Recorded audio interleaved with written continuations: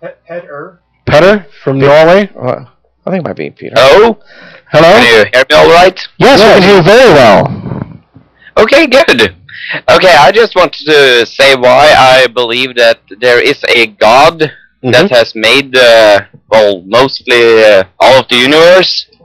Yeah, just excuse my bad language, but No, I'm from Norway and I don't really know. Your English is a lot better than our Norwegian, so thank you very much. Don't worry about it. Okay.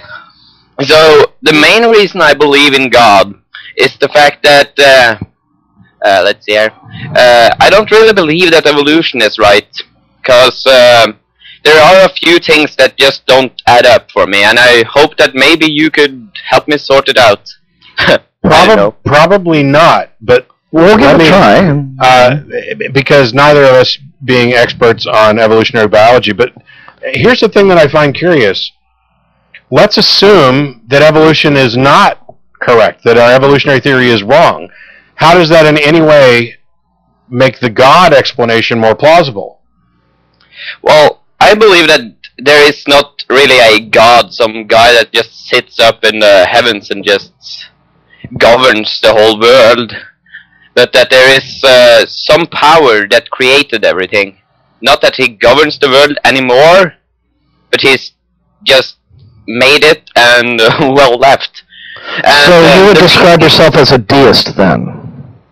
Okay, but yeah, maybe. I don't know the definition. Sure, okay. But you're talking about, you're basically saying that there must be some explanation for existence, and you're going to call this explanation God. But what can you tell me about this God that you're saying created everything?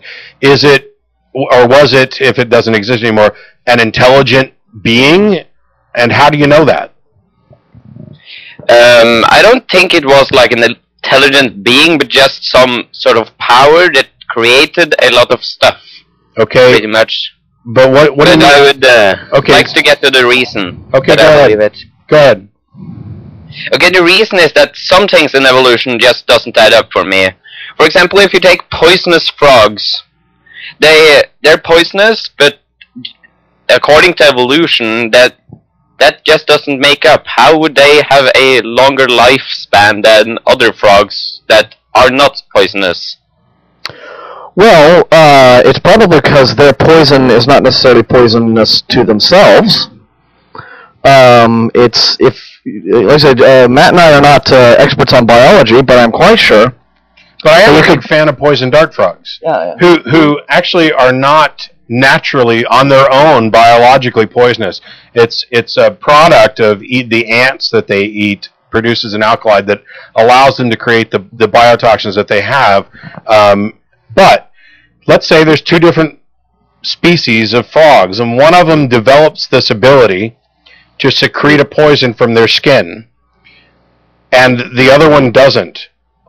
Now, for an individual, they are equally likely to be eaten by a predator, for the individual.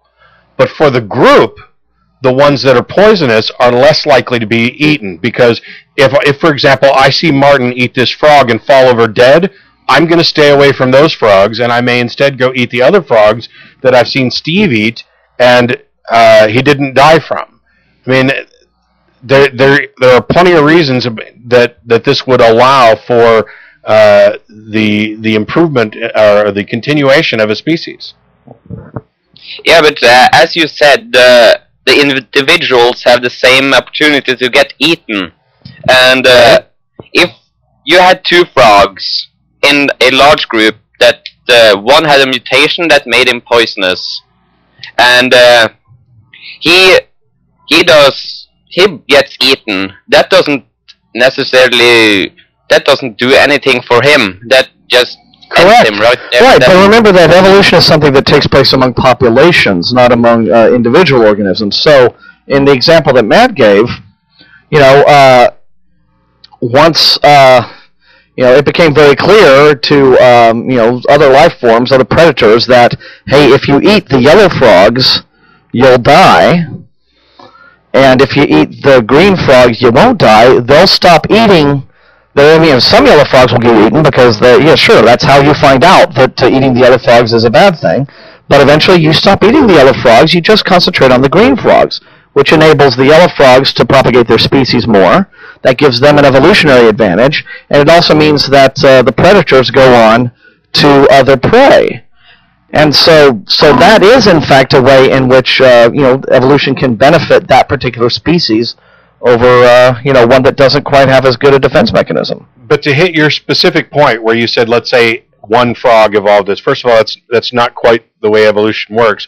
But, okay, yes, in that case it would have been no benefit for the frog. That's why 99% of the species that have ever existed have gone extinct. What you're seeing among the living creatures are those whose mutations have either produced a benefit or not produced a negative, something that would hinder their ability to propagate the species. But yeah, I mean, it's possible that over the course of life, there have been, I don't know how many millions of species who evolved some quirky thing that turned out either at that time or at any time to not be beneficial. There's nothing intrinsically beneficial about the ability to secrete poison. Yeah, I didn't even look at it that way before. I can't say I even have anything more to argument on the matter. I just had that one thing there. Well, just consider that, again, you're dealing populations with evolutionary biology and not with individual organisms. And, I think that there's quite a lot of literature out there that you can just go ahead and read up on to fill some of these, sort of areas where you have holes in your knowledge and you have questions where things just don't seem to make sense.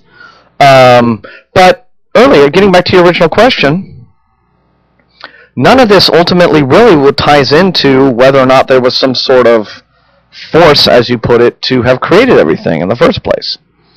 They're separate questions. I hate to pick on your original argument because we've already gotten past that. Your assertion was that there was this power that got everything started and then kind of went away. Well, if that's what happened, then evolution is the mechanism that power necessarily used if it went away and doesn't intervene. You're arguing against two different points. If you find objections to evolution that you're just not convinced and you're going to use that for an argument for the existence of God, then you are necessarily arguing for God that tinkers throughout history with the progress, not just a God who starts everything off and leaves it rolling. But we do appreciate the call, and I don't know how much time do we have left, Joe? 5 minutes. Actually less, right? Yeah. So we're down to about our last 5 minutes. Okay. So, but thanks very much for calling, and email us if you have more questions. Anybody can email us. Also, I'd recommend going to talkorigins.org because what you're going to find is not just how does something like the ability to secrete a poison evolve. There are more curious features among species in evolution where you have two different species that are completely dependent upon each other for their survival. Right. This kind of synchronistic evolution and process. So we're like that, right? I mean, if we didn't have the bacteria that live in our gut to digest our food, but they might not need us. I don't know. There may be some of each, but it's a huge, long, lengthy process. And not being experts, definitely recommend Talk Origins. Yeah. We're informed laymen where evolution is concerned, but there is a lot of expert knowledge out there that's available to the general public.